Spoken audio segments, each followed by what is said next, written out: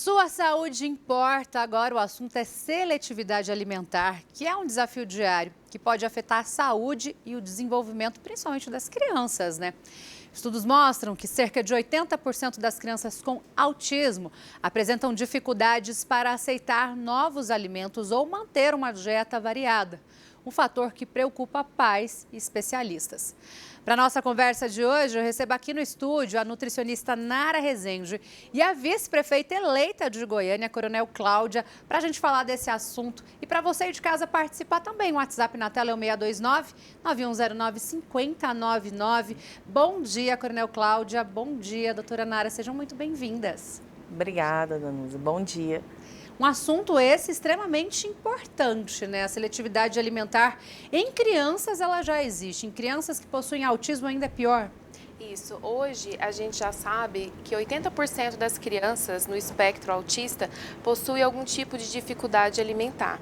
Isso vem justamente das características mesmo, né, do diagnóstico, a dificuldade de comunicação, né, esse comportamento mais rígido, mais restrito, né, esses interesses também que são mais restritos, então acaba influenciando nessa função também, né, do comer. Então, hoje é uma grande preocupação e é uma questão que desestabiliza a família, né? Porque a gente tem que pensar que todo esse desenvolvimento, ele acontece através da nutrição e através dos alimentos. A gente está aqui com a Coronel Cláudia. Esse é um assunto que, claro, diz respeito a toda a família, mas principalmente às mães, que muitas vezes são aquelas que estão no dia a dia com a criança, naquele cuidado especial com a criança, de fazer comer, de levar para uma terapia, de buscar. E durante a campanha aqui, a Prefeitura da capital, Coronel Cláudia, conviveu com muitas mães, né? Tinham candidatas a vereadoras mães de crianças autistas. Foi um pedido na rua, nas ruas também dessas mães de um apoio e atendimento melhores para essas crianças. Exatamente, Danusa. Então, dentro da nossa rede de apoio e proteção à mulher, um dos pontos de atenção também é esse cuidado para com as mães atípicas, né? Entendendo essa importância do suporte para essas mães que precisam de uma atenção especial para com seus filhos. Então, elas também precisam desse suporte, né?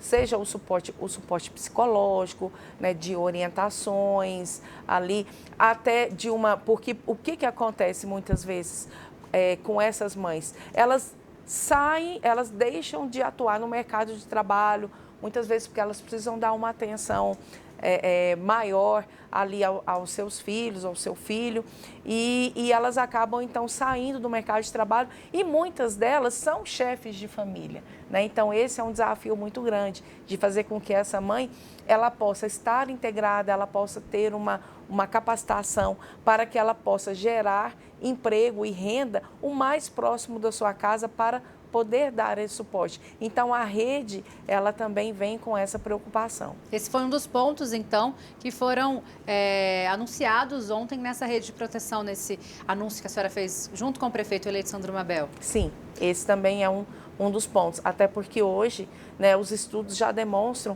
o crescimento, inclusive na taxa de natalidade de crianças já com o transtorno do espectro autista, né? Então, a gente vê essa curva de crescimento e que precisa de ter essa atenção, né? Não só na questão da saúde, mas também da educação, né?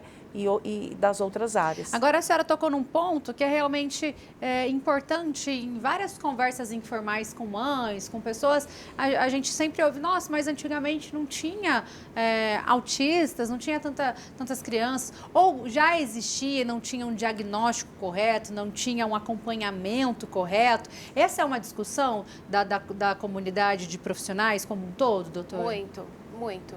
É uma grande discussão, tanto sobre as causas, né, a etiologia do autismo. E hoje a gente tem aqui, teve o primeiro censo, né, que saiu agora em 2023 aqui no Brasil, onde a gente tem uma média estimada de 2 milhões né, de autistas hoje no Brasil, 1% da população, mas nos Estados Unidos nós já temos dados desde 2000, mais ou menos, e hoje, no último censo, a cada 36 crianças, uma recebe o diagnóstico de autismo. Então, para vocês entenderem melhor, numa sala de 30 alunos, uma criança, ela recebe o diagnóstico de autismo.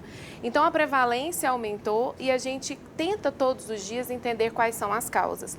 Logicamente, hoje nós temos mais informação, certo? E nós temos profissionais preparados e treinados para fechar esse diagnóstico, que faz grande diferença. Então, realmente mudou toda essa assistência, né?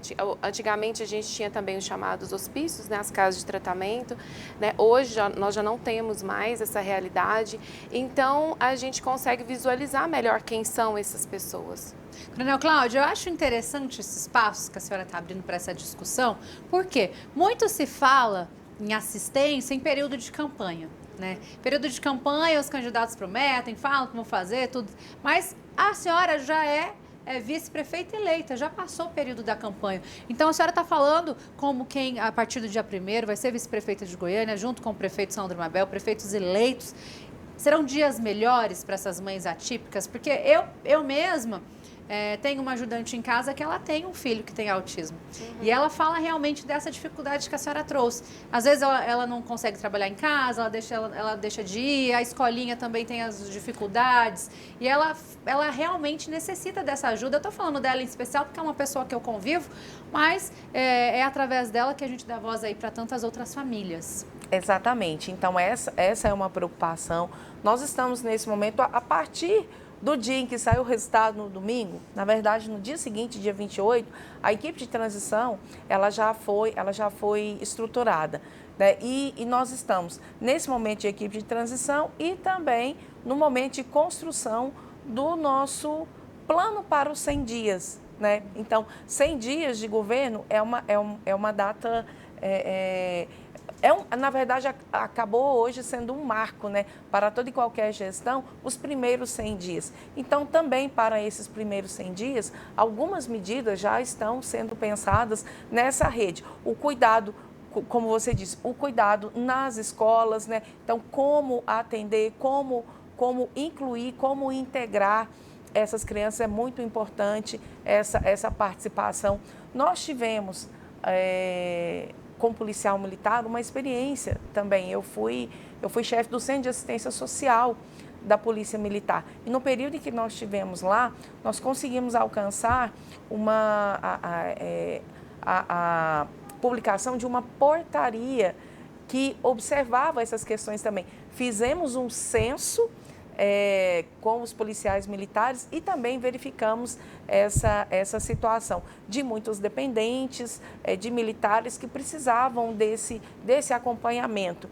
E hoje também, devido até essa questão da dificuldade do diagnóstico, hoje nós já temos situações em que um adulto economicamente ativo, hoje muitas vezes ele faz um tratamento para uma determinada situação, seja, estou tratando uma depressão ou algum outro transtorno, quando, na verdade, quando ele faz o diagnóstico correto, detecta que é o transtorno do espectro autista, né? Então, a gente também tem esse desafio do diagnóstico. Mas, especificamente para as ações da Prefeitura, nós estamos encaminhando para isso, dar essa atenção ampla para as mulheres, focando nesse cuidado das mães atípicas e dos seus filhos, né? Então, é preciso esse atendimento em rede mesmo, essa atenção de forma integral. Inclusive, eu gostaria de reiterar que nesses projetos também tem pensado, né, com o apoio do Bruno Peixoto, né, que é o deputado e presidente também da Assembleia, o Rafael Soares, seu assessor, nós estamos pensando também na questão da prevenção. Né, hoje nós sabemos, né, sobre deficiências nutricionais ou, por exemplo, alguns medicamentos, a idade, tudo, essa orientação desde a prevenção até os primeiros 1.100 dias de vida, que pega esse período da gestação, da preparação da gestação e dos primeiros 2 anos de vida. O autismo, ele pode ser, então, ele pode ser desenvolvido, ele não é um genético, ele pode ser um remédio que a mãe toma durante a gestação, pode causar autismo, ou uma alimentação, ou déficit de vitamina. Não sei, estou perguntando mesmo, porque eu realmente não sei. É importante falar sobre isso. Nós temos uma predisposição e isso vem de um fundo genético. Você precisa ter um fundo genético, não é somente um gene, são vários genes associados, né? Hoje nós temos estudos que falam de 200 a 1000 genes associados, não são iguais para todos os autistas, mas esses genes, quando eles têm essa influência da epigenética, ou seja, do ambiente, né? Como, por exemplo, idade paterna, como, por exemplo, o uso de ácido valproico durante a gestação, ou deficiências nutricionais, ou mesmo vias metabólicas que têm um fundo genético e que a gente consegue fazer desvios. Então, hoje, essa assistência, esses programas, né, de assistência da saúde, nessa parte pública, a gente tenta trazer toda essa diferenciação, né, que a gente vê que é possível fazer com que diminua as chances, né, de um possível diagnóstico de autismo.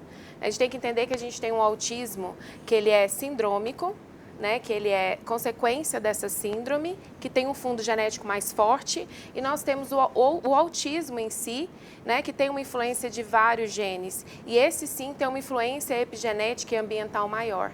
Então, sim, a gente vai trazer essas políticas, né, em relação à prevenção, os primeiros 2 anos de vida, a intervenção precoce, que é muito importante. A gente precisa ter profissionais com olhar treinado, tanto na educação, né, onde as crianças passam muito tempo, quanto na saúde, e fazer essa ligação entre a saúde e a educação.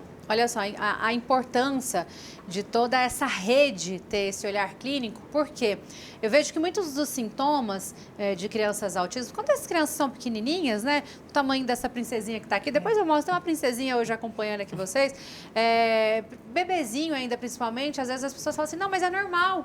Nessa idade não gosta de comer, não, nessa idade ele não responde mesmo, não escuta, não presta atenção, né? Porque tem a atenção desviada muito rapidamente. Então, todos esses profissionais, tanto em ambientes de escola, unidades de saúde, quanto em casa, a orientação aos próprios pais de que tem alguma coisa que não é normal, né, Coronel? Exatamente. Então, é muito importante esse trabalho preventivo. Como foi dito aqui, inclusive na gestação. Né? É um ponto também dentro da nossa rede, que é esse cuidado, né, antes, durante e depois, para que essas questões, muitos fatores possam ser evitados, né? Muitos fatores possam ser evitados e então teremos esse cuidado aí, fazendo parte da rede. Doutora Nara, um ponto de fala da Coronel Cláudia, que ela falou anteriormente, da questão das escolas, né? A seletividade alimentar de uma criança autista, ela é mais restrita ainda, ela é maior do que de uma criança que não tem autismo. Como que isso pode ser feito na escola para as professoras ajudarem? Porque às vezes a criança só come a comida da mãe, ou só come na presença da mãe. Como que pode ser feito isso nas escolas para essas crianças se sentirem mais incluídas realmente, de fato? Isso. Sim, a seletividade alimentar, eu falo até um pouco mais da dificuldade alimentar, onde as crianças excluem grupos inteiros de alimentos. Eu tenho crianças com 8 anos que só tomam leite, certo? Então, a gente precisa fazer toda essa dessensibilização e começa nesse ambiente familiar. A gente precisa de profissionais capacitados, a gente está falando desde assistência social, que faz todo esse rastreio dentro dessa família, para entender quais são as necessidades. E ali nós, pais, fazemos sempre o melhor. Então, às vezes, as condutas dos pais em relação às crianças acabam, ao invés de melhorar o comportamento, causam traumas até para toda a vida. Por exemplo, o seu irmão come, você não come, ou às vezes enganar a criança, né? Fala, olha para o lado, olha o tablet, coloca ali a colher na boquinha. E hoje a gente já tem uma visão muito diferente até sobre a introdução alimentar e com aquele olhar treinado do profissional que desde a escola, na saúde, hoje nós conseguimos fazer isso. Né? Porque aquele momento da introdução alimentar, que pela rigidez do comportamento, pelas disfunções sensoriais, por interesses restritivos e dificuldade na comunicação, eles não conseguem ampliar o repertório. Então, o alimento mãe seguro, geralmente, né, sempre vai ser o leite materno ou a fórmula infantil, e eles continuam nesse padrão. Então, quando chega no segundo ambiente, que é a escola, a gente precisa pensar, né, em treinamento desses profissionais da educação que tem muito contato com essa criança para fazer projetos ali. Quando a gente fala de inclusão, é trazer a aproximação desses alimentos de uma forma lúdica, ou seja, descendo ao nível em que a criança consegue entender, que ela consegue participar, e sempre respeitando os limites da criança. Isso acontece conosco. Quando alguém oferece um alimento novo, né, você fica com medo, né, de forçar você a comer. Então, a partir do momento que a gente começa a trabalhar aos poucos, isso se torna possível. Só que a gente precisa de uma extensão, ou seja, horas de exposição, né, de aprendizagem, né, em relação ao comer. A gente capta o mundo pelos sentidos e o comer também não é diferente. Então, existe um pouco de ineficiência em relação à percepção do mundo pelo tato, paladar, olfato e etc. Então, a gente começa todo esse trabalho, trabalhando essa parte motora, entendendo se essa criança, principalmente na parte educacional, se ela tem habilidade para comer, se ela tem a postura, se ela tem função muscular para fazer isso. Para a gente finalizar, é um assunto que a gente poderia ficar aqui, né, o jornal todo conversando, Horas. discutindo, porque realmente é um tema muito importante. Daqui a pouco a doutora Nara vai deixar as redes sociais dela para você de casa, se tiver alguma dúvida, você pode mandar lá, perguntar, marcar uma consulta. Mas a minha pergunta agora é para a senhora, porque efetivamente, Coronel Cláudia, as mães atípicas, elas vão ter acesso a nutricionistas, às terapias, através da rede municipal? Porque essa é uma reclamação muito da dificuldade de conseguir essas terapias, de conseguir essas consultas. Isso vai mudar a partir do ano que vem? Sim, vai mudar. É algo que nós já estamos estruturando, né? Buscando todas essas ações para que a gente, de fato, tenha à disposição esses equipamentos. Seja uma estrutura física que possa atender, que a mãe possa ir lá e ter à disposição esse serviço, ou também de forma itinerante, né, nas visitas. Eu acho que isso é muito importante também, esse trabalho de visitas, principalmente das equipes multidisciplinares às residências. Então, é algo que nós vamos realmente potencializar. Coronel Cláudia, ela que é vice-prefeita eleita aqui de Goiânia, muito obrigada pela participação. E Nara Rezende, nutricionista especializada em saúde mental e comportamento, obrigada, prefeita, pela participação. E Nara, aproveita também para deixar o seu arroba pro pessoal de casa. Eu vou deixar o meu arroba, é Nutrinara Rezende, e deixo disponível também a plataforma de ensino, onde eu formo profissionais, a NutriMinds, e também eu coordeno 2 pós-graduações, tanto a nutrição no autismo quanto terapia alimentar pela Plenitude Educação em São Paulo.